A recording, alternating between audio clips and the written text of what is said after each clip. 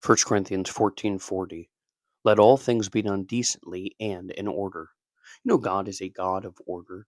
God is not the author of chaos or confusion. The devil is the author of those things. God desires order.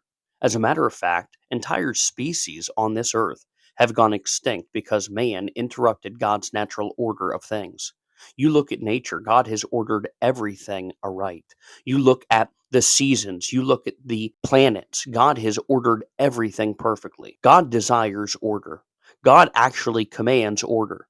Bad things happen when certain things are out of order. I remember my high school basketball coach, he had an order to his team.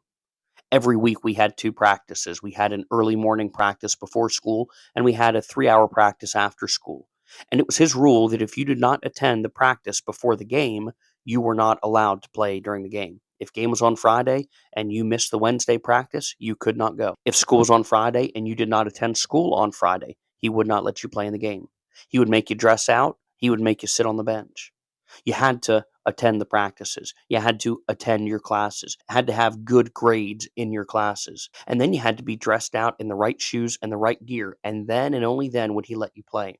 And I can tell you, I have watched star point guards sit on the bench while the second string played because they did not want to follow the order of the coach. They did not want to attend the school that day, or they didn't want to attend the practice before they felt like they were good enough. But you see, my coach was a coach of order. You understand God even more so as a God of order. Yet I watch people who want to serve God and want to be used of God that are out of order in their life. I know people who are called to preach that don't even go to church regularly. Well, how can a God of order ever use you if you are out of order? I know folks that want to help run ministries in their church, but they don't even participate in the current ministries of the church. How can a God of order use you if you are out of order? I know people that want to be spiritual fathers and spiritual mothers and raise their children in the nurture and the admonition of the Lord, but they themselves are not even spiritual Christians. How can God work in your family if you are out of order? I knew a fella in one of my churches that desperately wanted to preach and teach in his church, but he only ever showed up to his church when he had a responsibility at that church. Well, that's out of order. God tells us if we'll be faithful in little, then he can make us ruler over much. You understand there are husbands and wives that want things to change in their marriage, but they haven't put in the work on themselves for their marriage to improve. That's like wanting to grow muscles and then work out.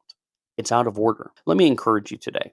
You will be continually disappointed in yourself and in your situation if you as a Christian are out of order. If you are not where you feel like you should be in life, let me encourage you to ask yourself, am I doing what I should be doing?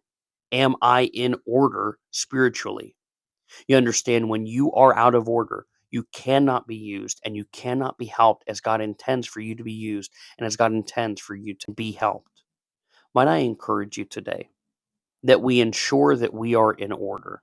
We are where we're supposed to be, doing what we're supposed to be doing, when we're supposed to be doing it. Something that I watch discourage many of people is a feeling as though they're useless, when the reality is they're very competent people.